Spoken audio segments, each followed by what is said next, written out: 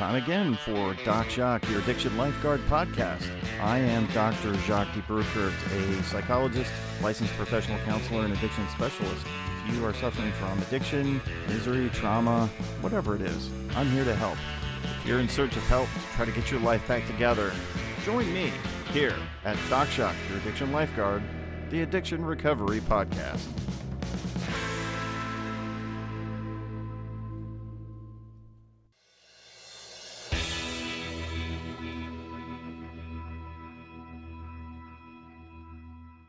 I wanted to be real clear about what this podcast is intended for. It is intended for entertainment and informational purposes, but not considered help. If you actually need real help and you're in need of help, please seek that out. If you're in dire need of help, you can go to your nearest emergency room, or you can check into a rehab center or call a counselor like me and talk about your problems and work through them. But don't rely on a podcast to be that form of help. It's not. It's just a podcast. It's for entertainment and information only. So let's keep it in that light, all right? Have a good time, learn something, and then get the real help that you need from a professional.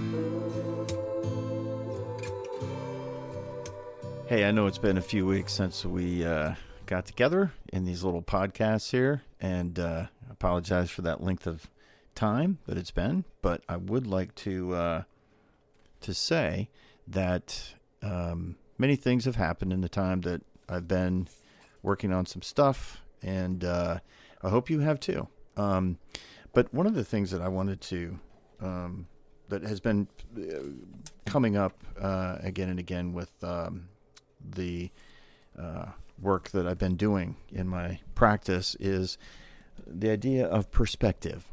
And it's interesting that the how perspective can change things. Some of my clients have struggled with various things, depression, anxiety, in addition to the general issues of that they have with addiction. And it's interesting how somebody's perspective on what's going on with their addiction can change the way that they feel about what they're doing in their lives and the work towards recovery, or the perception of recovery, or how they're encountering recovery. And it's perspective. And so there's a story that I tell people when I'm talking about perspective. And, you know, I spent years as a lifeguard and a swimming instructor and around kids and teaching kids lessons. And, you know, when you're a kid and you're young and you're coming to the pool, a pool seems huge to you. You know, we see it as adults and we think, oh, it's a pool. Even if it's an Olympic sized pool, we think, oh yeah, it's a big pool. To them, it's an ocean. It might as well be an ocean. It was for me when I was a kid. I was scared to death of water when I was a kid because I had an occurrence when I was probably about, 5 years old, 4 years old, 5 years old, where some kids were bullying me in a pool and they were splashing water in my face, and it scared me. And so I was a late when it comes to learning how to swim. And I remember my mom would take me to the YMCA in I think it was in Portland, Oregon, when my mom first tried to do this. They would take me in there, and I wouldn't come out of the locker room. I was just screaming and crying, and I didn't want to come out. My mom, of course, could not go into the men's locker room. So invariably, it would be time for the lesson to start, and my mom would have to send somebody into the locker room to get me. And I just was fighting them. I wouldn't go out to the pool. I just wouldn't do it. I was hysterical because it was, it's a crazy place when you're scared to death as a kid. And that went on until I was probably, I think, in fourth grade. So I was like 9, because my birthday is late in the year. So I was always younger than everybody in school, in my class. So I was in fourth grade. I remember fourth or fifth grade. And my mom, after multiple attempts at trying to get me to learn how to swim through typical swimming lessons, finally got me hooked up with a private lesson with a lifeguard who was wonderful girl. It was in California at that point. And my mom would take me to her house, and I'd learn. She'd teach me swimming lessons, and I finally learned how to swim. And so I always had this appreciation for children who were learning how to swim, who were scared of the water. And so I like to take those kids on, the ones who just were screaming and yelling, scared to death. And because I would just exercise so much, patience, because I knew what that felt like as a kid who didn't know how to swim, and it turned out that I loved the water, but which is why I became a lifeguard. But in any case, so the story I tell, and I told you that story to give you some background on me, but the story I tell is when I would take these kids who did not know how to swim and they're scared to death of the water, and I would teach them how to swim, going through the progression of like blowing bubbles and then putting their head under the water, and then finally being able to swim, and the different strokes. And we'd get to the point where they could swim in the pool across the width of the pool, not the length, but the width. And it was in water that was over their head. So, I could stand in the water, so it was, 5 feet. But for them, they were they're too young to stand in the water, too short. And so they're able to swim in the water, in water that's deeper than they could stand, and have their head out of the water. But they were successful at it, and they felt very comfortable towards the end. And usually these lessons were in 2-week blocks. So I would get the same kids. So I would teach them, level 1, then level 3, the old Red Cross method, and level 4 swimming, whatever. And we'd progress that way.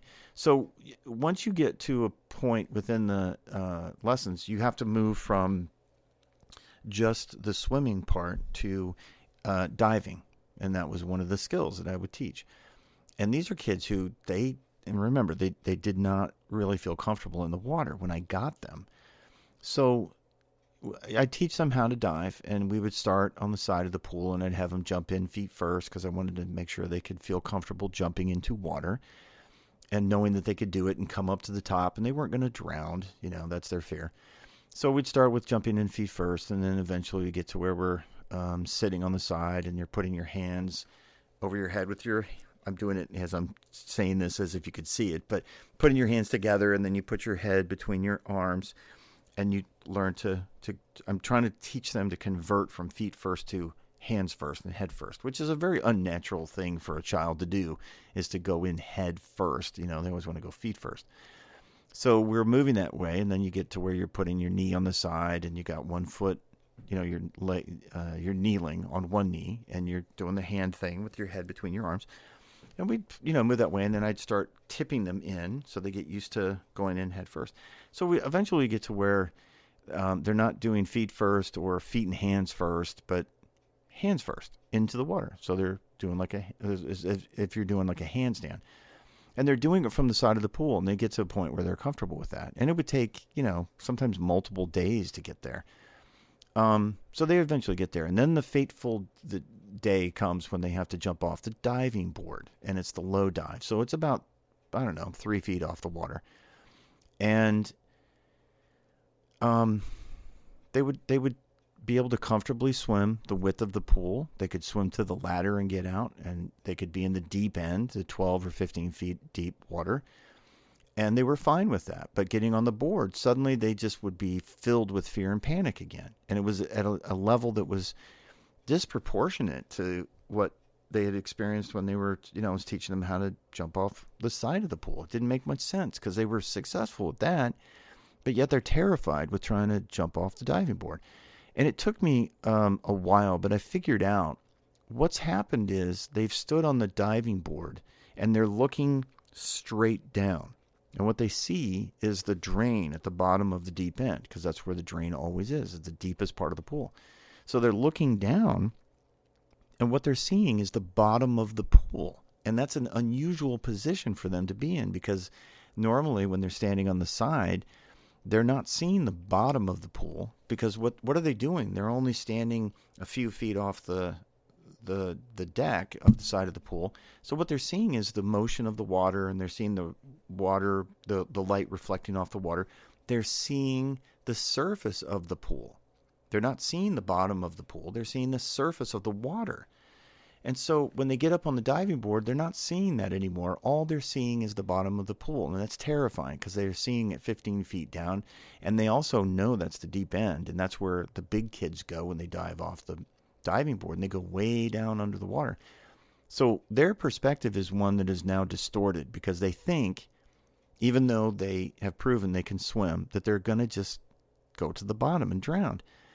So what I would do is I would start splashing where they're going to jump into the water. Sometimes I would take a hose and I would thumb the end of the hose and spray water onto the surface of the water. So now what they're seeing is the surface of the water, which is only 3 feet. And it changes their perspective. And now they jump in, and I would have them jump in feet first, for the first few times they jump off the board. And then they would try the hands thing, and it would be difficult for them. And sometimes you'd have to assist them off the board as they're learning to, do the head first part of the dive. And eventually they get to where they can do it, and they've overcome their fear. But it's because of a change of perspective. The perspective of what the water is and where they're going to hit the water. Once they've changed their perspective, they now can do the dive. And it's interesting because then after that, because I was also lifeguarding at that same pool, you couldn't get them to not jump off the board after that, because now there's this freedom of this exhilarating experience of jumping off the board, which is what the big kids can do. And man, I can do that. And it's all based on a change of perspective. It's not a skill that's changed. They could do the swim. They could swim. They could go to the surface. They can swim to the side. They can get out of the ladder. But the look on their face the first time they jump off the board and realize that they only went about 3 feet and that's it, and they hit the water, they're so surprised. And sometimes they get up on the surface of the water, and I'm in the water with them, but I'm not touching them. I need them to, prove to themselves they can do it. And the look on their face of terror and joy at the same time, the first 1 or 2 times they've done it, is just really something to see. And these kids who, when they came to me, could not swim at all, and then later on they actually can, and they've proven that they can, and they're enjoying it, is just the greatest thing ever. You've unlocked an ability in that child to do something that they thought they could never do and they were afraid of. And I remember what that felt like. And the day that I could show my mom when I jumped off the diving board, I'm like, look at this. And my mom was both excited and happy and angry at the same time, because I'd spent so many years not wanting to get anywhere near a pool or water. And it was just a holy terror when it came to that. And then now I'm diving off the diving board, and I was so excited to be able to show her that I could finally do it, and I wasn't afraid of the water anymore. And when you overcome your fears and you're able to do things that are so challenging and difficult to you that you think perhaps you can't do, you've moved them into the realm of impossible. That's your perspective, right? So you have the perspective of, I can't do this. There's no way I can do this. And then you've proven that you actually can. It's a wonderful thing. And so how I relate that to addiction is people are addicts because they're coping, and they're coping with things that they feel they can't handle. Their perspective is, I'm broken, or I'm unable to cope with this. There's no way for me to cope with this any other way than to just get out of my mind, using so much weed that I'm almost psychotic, or the normal high of oxy or heroin doesn't do it. So I'm going to move to fentanyl because it's quicker and it's better and it's stronger. Alcohol, you go from drinking wine and beer to where you're guzzling vodka because that's what alcoholics drink, and it's just quicker and it's more of a sedative, because you can't handle things. And it's kind of like it's the surface of the water. You can't see that there's a possibility of change. So the idea of perspective is one that drives what you think you can do and what you can't do. When somebody says to me, I can't do that, whenever it comes to anything, treatment, going to residential treatment, or living in a sober living house, or living without the drug of choice. That's a big one. Whatever it is, I can't do that. I can't do that. you have taken on the perspective that you're incapable of something, which really is not about I can't. It means I won't. And won't is very different than can't. Won't is I'm not going to try. Won't is it's not possible. I've already deemed it impossible. So even if I do try it, it's not going to happen. And that's what little kids do when they make that transition to the diving board. They say, I can't do this. They get to the end of the board and they're shaking, so the board is going up and down shaking. And I say, you can do this. And they go, no, I can't. I can't. That's what I would hear. I can't. I'm like, yes, you can.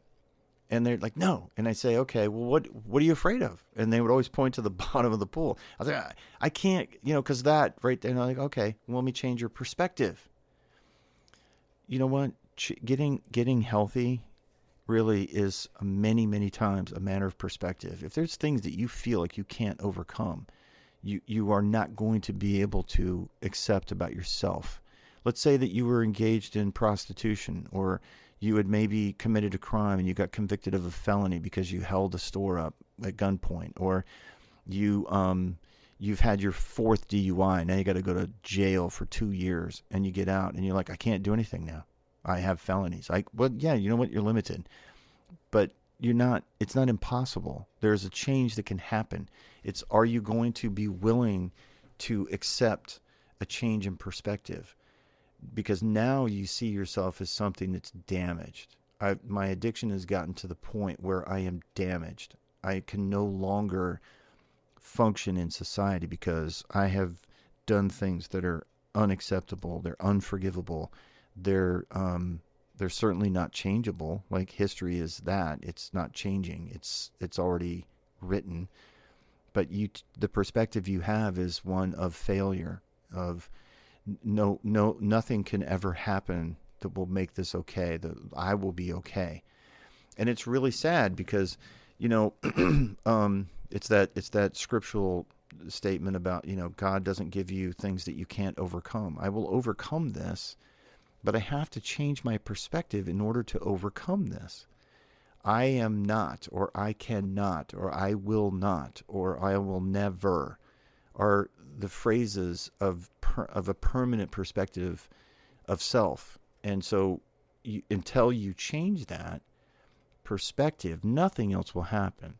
So if you can eliminate the language of permanency within the perspective, this is what I am forever.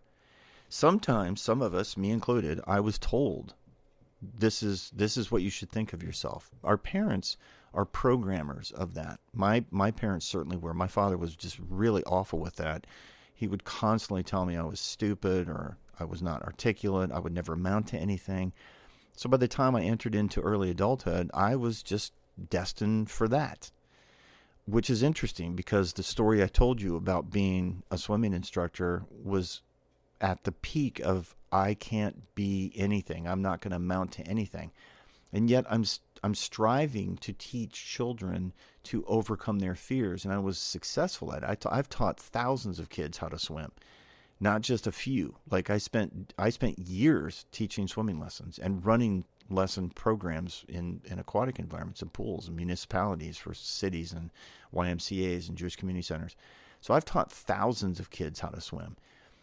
But my own perspective is that I'm never going to amount to anything. I have nothing positive to offer. I'm basically a worthless person, which, until I changed my perspective on myself, it didn't change. Like that was my perspective. I will not amount to anything. And it wasn't until I changed my perspective, and you can do this too. What is it that you want to be? What is the image you have in your head of what you want to be? What can you be? Changes from I want to be this, can I be this?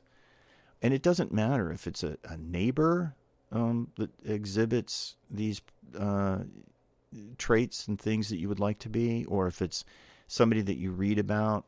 I reference books all the time that I've read with people who have overcome addiction, and they're very inspiring. And each one of them, actually, I feel like there's this brotherhood or kinship or, camaraderie that you have with people who are in recovery. we all have these stories of recovery that are our own personal tragedies or our hell that we went through and the things that we did. And we look at a person who's rock solid in their recovery, who's got 20 years, 30 years, 15 years or whatever. And we think, oh, that would be a nice thing to have, but I can't get there. Right? So you heard that word, can't, right? So I can't get there. That means you won't, because you're not even going to try. So trying starts with, in recovery, starts with a change of perspective, whether it's something simple and basic or if it's something more complex.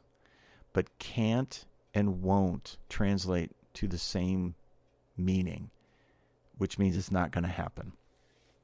So change your perspective is the first step in moving towards rock solid recovery and finding a way to alter self-concept, self-identity. When you self-identify constantly as someone who is unable, incapacitated because of their own faults and flaws that you think that's all you are, you will be limiting yourself. There is no way to go anywhere when you start with that perspective. And sometimes it takes people around us to help us. So like me putting my thumb on the end of the hose and squirting water onto the surface of the pool allows that child to see a different perspective. I'm not on the diving board doing it. I'm not diving for them.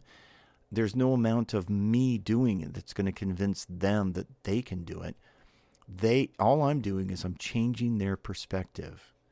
It's up to them to then take the step, do the thing, to experience that you're actually able to overcome. And so it's kind of like the prodigal son, the prodigal father experience of, the father just waited for the son to go experience those things, but waited for his prodigal son to come back.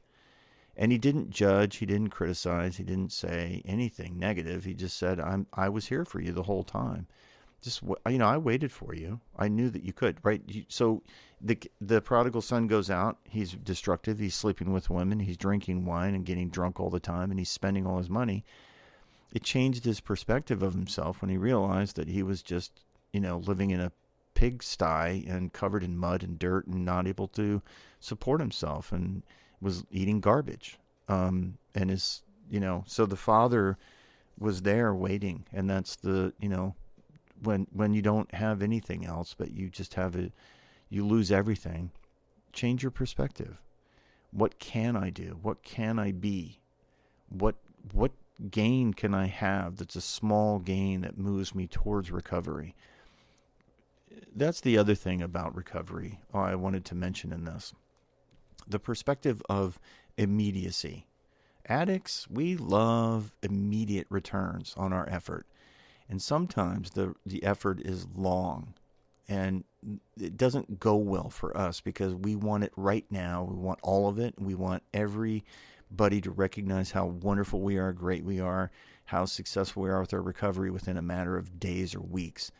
So that's like the 3-month syndrome and the 6-month pink cloud experience of, I got this. See, I'm all good now. And you're not. You're still, 12 months to 18 months away from good. So the perspective of, I want it now, I can only accept everything that's immediate, that's a problem. So changing your perspective, I believe, is the very first thing that will help you.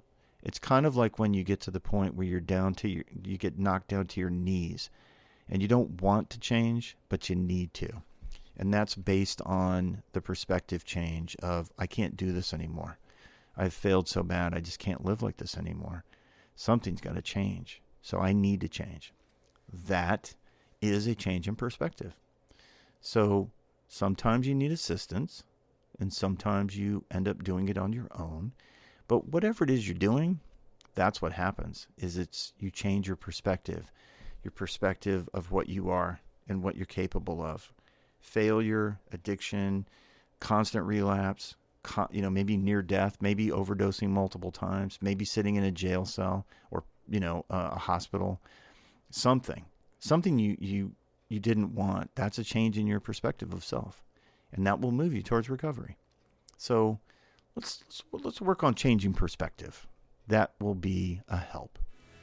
Well, that's it for this episode of Doc Shock, your addiction lifeguard. A little bit of aquatic experience going there for you. If you've enjoyed this podcast, please subscribe, like, add some comments, reach out to me if you need to. And if you'd like some help in your recovery, certainly can do that by reaching out to me through my website, wellspringmindbody.com. Contact me by phone or email, and I will respond. And sorry about the long pause between episodes here, but I needed some new material, so got to give me a break on that one. Hey, listen, it's not worth ending your life to save your addiction, so please get some help. Go to rehab, go to a counselor, do something so help yourself get sane, stable, and sober. So until next time, this is Doc Shock saying see ya, and I'll see you much sooner than before.